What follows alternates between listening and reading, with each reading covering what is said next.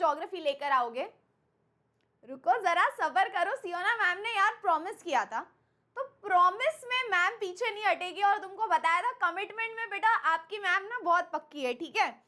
तो प्रॉमिस किया है तो पीछे तो नहीं हटूंगी। अब देखो 7 मार्च को बॉस आपका ज्योग्राफी का पेपर है, राइट? अब 7 मार्च तक हम क्या करने वाले हैं, ध्यान से सुनना है। 1 मार्च से 6 मार्च तक हमारे पास 6 दिन है।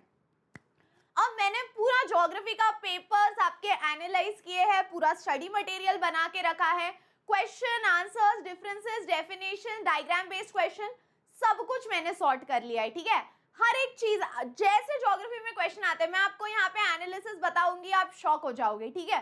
तो अब मैं आपको पूरा ज्योग्राफी का एनालिसिस बताती हूँ बॉस। अगर आप आपका ज्योग्राफी का पेपर देखो तो उसमें ऑब्जेक्टिव्स आते हैं आपके 20 मार्क्स के। उसके बाद अगर आप मैप्स देखो तो मैप्स आते हैं 11 मार्क्स के। If you see diagrams are asked for 4 marks, and if you see the passage which is again asked for 4 marks, these are the most easily scoring marks. और उसमें ये पैसेज तो आप है ना, मतलब बिल्कुल कभी देखा ही नहीं है, सीधा एग्जाम में देख लिया तो भी चलेगा। यहां से बनते हैं हमारे 39 मार्क्स। उसके बाद डिफरेंसेस पूरे पेपर में आते हैं 9 मार्क्स के लिए, मोस्टली 3 मार्क्स के 2 आ सकते हैं, या ऐसे लाइक डिस्ट्रीब्यूट हो सकते हैं मार्क्स, या 3 आ सकते हैं। उसके बाद शॉर्ट नोट की अगर आप बात करो तो शॉर्ट नोट्स आते हैं 12 मार्क्स के लिए। तो differences 9 marks and short notes 12 marks, which accounts to total 21 marks, ठीक है? अच्छा, उससे मेरे को याद आया बॉस कि मैं पूरा MHT CET का सिलेबस जो है वो संजीवनी 2.0 में करा रही हूँ। यहाँ पे मैं आपके क्लास 11th का पूरा सिलेबस, क्लास 12 का पूरा सिलेबस, मॉक टेस्ट, सारे प्रैक्टिस क्वेश्चंस विथ मैं आपको ऑल्सो गाइड करूंगी कौन से कॉलेजेस बेस्ट हो सकते हैं अकॉर्डिंग टू योर कैटेगरी। तो ये पूरा संजीवनी 2.0 लॉन्च हो चुका है बेटा। इसका जो लिंक है ती ह्याच व्हिडिओच्या डिस्क्रिप्शन मध्ये आहे। 1499 ला ही बॅच आहे बाळांनो, पण ही ऑफर फक्त 28 फेब्रुवारी पर्यंत आहे। उसके बाद इसका प्राइस बढ़ जाएगा या एडमिशन क्लोज हो जाएगा, क्योंकि इतना बच्चे we can not take in one batch, कारण रिस्पॉन्स खूप छान आलेला आहे। और माझं असं असतं की हर बॅच मध्ये मला मुलांकडे भरपूर लाईक मी पर्सनली इंटरॅक्ट करत असते स्टुडंट्सशी, आणि 2 बॅचेस करण्या इतका टाइम नाहीये, त्याच्यामुळे 28 फेब पर्यंत ही ऑफर चालू आहे, जिथे मी पूर्ण MHT CET चं सिलेबस करून घेणार आहे, फिजिक्स, केमिस्ट्री, मैथ्स, बायो, ठीक है? त्यानंतर बाळांनो यहाँ से गिव रीजंस आते हैं पूरे पेपर में 12 मार्क्स के, और आंसर इन डिटेल आता है 8 मार्क्स के लिए, which accounts to total 20 marks. तो यहाँ 20 मार्क आप कर सकते हो इजीली, 21 मार्क्स कर सकते हो, और यहाँ पे 39 मार्क्स, ठीक है?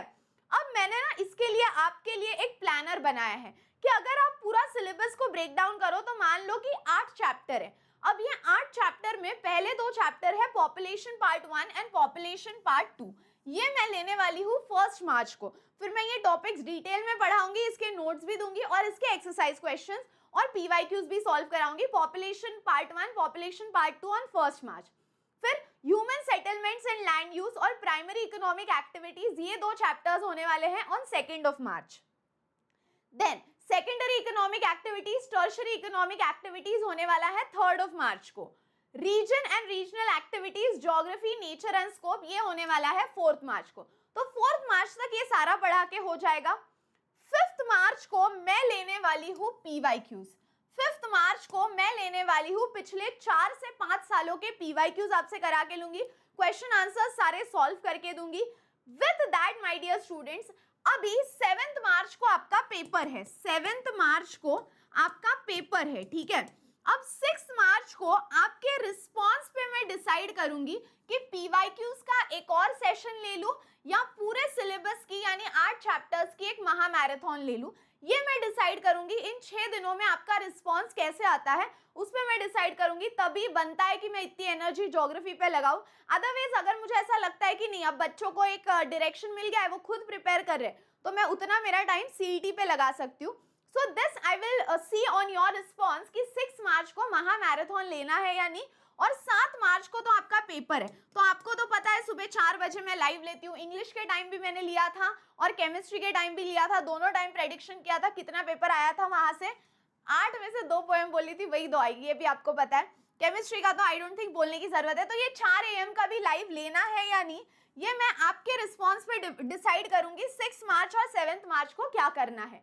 लेकिन 5 मार्च तक का तो पूरा स्केड्यूल मैंने आपको दे दिया है।